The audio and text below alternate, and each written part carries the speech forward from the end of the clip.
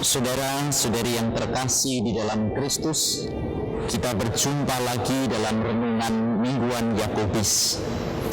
Hari ini di dalam Injil, Tuhan Yesus mengajak kita untuk merenungkan mengenai bendahara yang tidak jujur.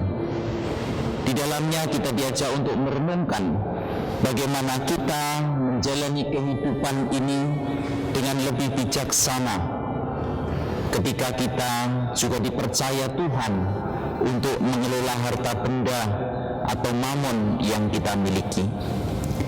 Hidup kita tentu penuh dengan liku-liku dan perjuangan.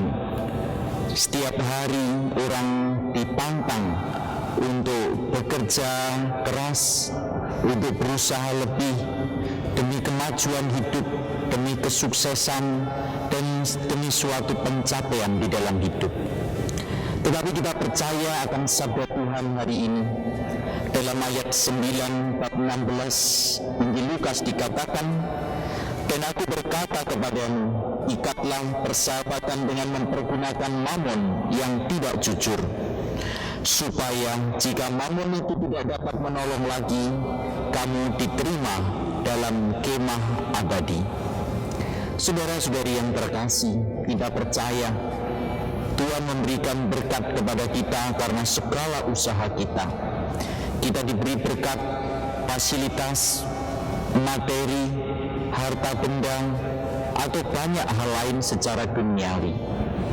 Lalu untuk apa itu semua? Tuhan ingin agar kita mempergunakan apa yang kita miliki ini untuk keselamatan kita. Maka kita percaya mamon yang kita miliki, harta duniawi, fasilitas hidup apa saja, hendaknya itu menjadi bagian dari hidup kita untuk kita pergunakan dengan sebaik-baiknya.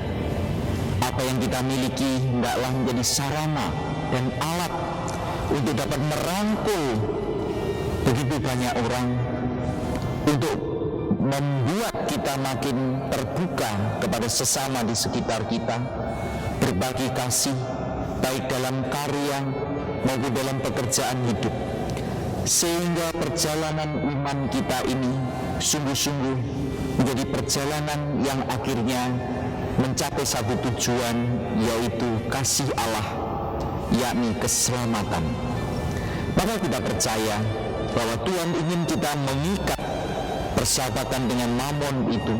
Mamon itu menjadi alat bagi kita, sarana bagi kita untuk mewartakan karya kasih, untuk semakin berbagi, untuk semakin merangkul banyak orang, lebih-lebih yang memerlukan, lebih-lebih yang menderita, sehingga itu menjadi sarana bagi keselamatan orang lain, bukan hanya demi kita.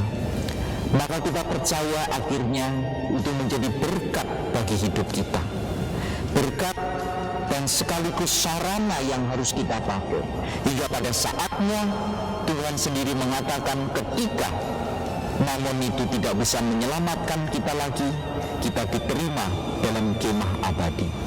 Maka marilah saudara, kita syukuri segala rahmat Tuhan lewat apa yang diberikan kepada kita, lewat segala usaha kita, dan akhirnya kita akan memperoleh damai ketika kita mempergunakan itu sebagai sarana, bukan sebagai tujuan bagi hidup kita. Semoga dengan apa yang kita miliki, kita makin diselamatkan. Tuhan memberkati kita. Amin.